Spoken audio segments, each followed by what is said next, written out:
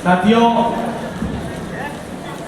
इस 39 साल के सफर में मैं भी 34 साल का सहभागी हूं और 90 से लेके आज तक नर्मदा के आंदोलन में और नदियों में पानी बहते हुए देखा है और सरकार की आंखों का पानी भी बहते हुए देखा है।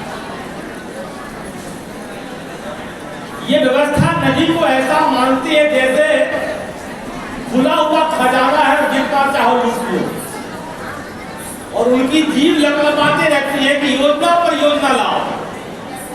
बांध है, उसके बाद फिर लिफ्ट सिंचाई योजना है, और ऐसा सपना पूरे मध्य प्रदेश के खास करके निवाड़ और मालवा को दिखाया जा रहा है कि तुम्हारे दरवाजा पर नर्मदा होगी। कहाँ होगी? आपके दरवाजे पे नर्मदा होगी। रतलाम तक पानी जाएगा, लेकिन ये कोई जानने को तैयार नहीं है कि नर्मदा की स्थिति क्या है, उसकी सहायक नदियों की स्थिति क्या है। 44 जो नदियां हैं, सहायक नदियां, मार्च आते आते सूख जाती है। उन नदी, वो सभी नदी गर्मी में हांफने लगती है, उसमें पानी नहीं रहता है, और हमारे सत्ताधीश इस पानी को न जाने कहां पहुंचाने का सपना देख रहे हैं। अरे नदी में पानी होगा तब तो तुम दोगे पानी। इन 39 सालों में सभी सरकारों ने, एक सरकार की बात नहीं कर रहा हूं, सभी सरकारों ने इसको लूटने का काम किया है। नदी को लूटा है और इसे इसके किनारे रहने वाले लोगों को तबाह किया है। इसमें सभी सरकार जिम्मेदार है।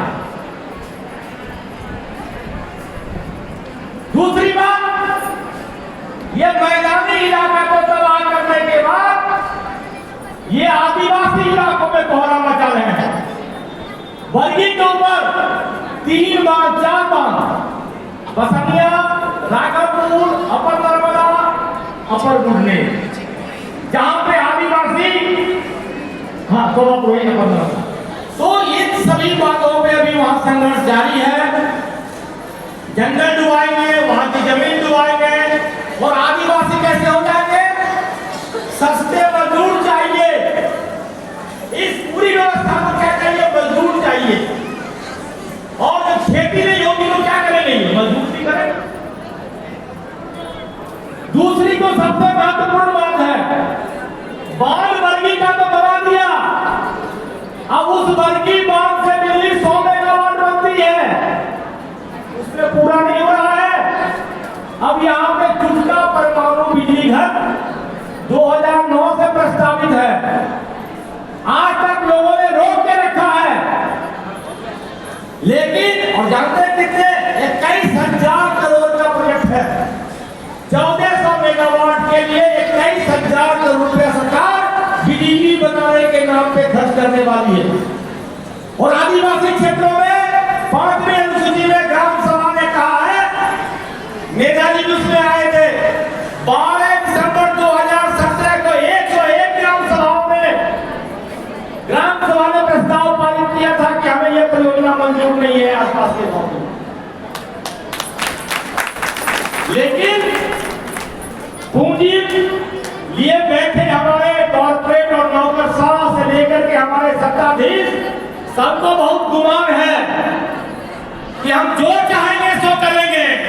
तुम्हारी क्या मिसाल है? लंगोटी वाले जमीन छोड़ो, जंगल छोड़ो, शहर में जाकर मजदूरी करो। ये हमारी सत्ता और व्यवस्था की सोच है, जो स्वाभिमान से अपने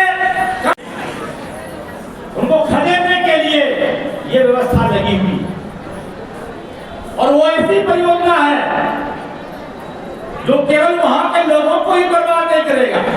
इस पूरे नर्मदा नदी में जो उसके बिखरे युक्त पानी होगा, उससे पूरा नर्मदा का पानी बरवानी में भी आता है, सारे बड़े बड़े शहरों में पानी आता है। तो नर्मदा बचाने का जो पूरा काम है, हमें तो लगता है ये सत्ता, ये व्यवस्था नर्मदा का श्राद्ध कर्म करने के बाद ही शांत होगी। उनकी मंशा कहीं भी इस तरह के चीजों का संरक्षण और बचाने का नहीं दिखता। जंगलों को डुबा देना और बसनिया बांध जो है ना, छुटका का फीडर है, केवल आदिवासियों के लिए, बिजली के लिए आदिवासियों को डुबोना, भगाना। और जानते हैं छुटका में मुआवजा कितना मिला है? 1 हेक्टेयर का मुआवजा 3,83,000 दिया जा रहा है, दे दिया गया है। बरगी से उजरे लोग एक भी मुश्किल से 2% लोगों ने जमीन खरीद पाए। 2 से 2,500 रुपया एकड़ मुआवजा मिला। आज 3,83,000।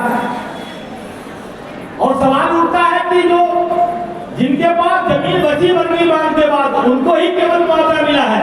जो लोग जंगल के जमीन पे काबिज हैं, जो लोग घास के जमीन पे काबिज हैं, उनको बोला तुम खाली करो, तुम जाओ। सवाल उठता है कि विकास में हिस्सेदारी किसकी हो रही है? विकास का ढिढोरा इस देश में पिता रहा है। और हमारे जो मध्यम शहरी वर्ग है वो दीवाना बने जा रहे हैं। वो रोज गुणगान करते हैं कि देखो ऐसा विकास हो रहा है, देखो क्या विकास हो रहा है, हमारे शहरों में बहुत घूम रहा है। लेकिन उसी का बाप जब गांव में बेरोजगार बैठा हुआ है, तो सवाल उठता है कि नए ढंग से हम अपने विकास को समझें। ये विकास किसके लिए है और इस विकास का नाम कौन उठा रहा है? जब तक ये हम लोग नहीं समझेंगे तब तक आपकी बात समझ में नहीं आएगी।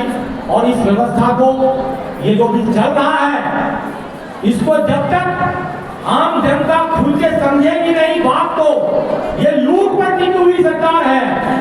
ये जो पूरा लूट का कदर यहाँ पे किया जा रहा है। जानते हैं 2014 में 55 लाख करोड़ का कर्ज था, आज 205 लाख करोड़ का कर्ज हो गया। 150 लाख करोड़ रुपया किसके लिए खर्च हुआ, कहाँ खर्च हुआ? हमारे लोग तो अभी तहसील में अभी 3 शहर में रहने को मजबूर है। विकास कहाँ जा रहा है, किसके पास पहुंच रहा है? अडानी और अंबानी के पास। ये विकास है जो वहां पहुंच रहा है।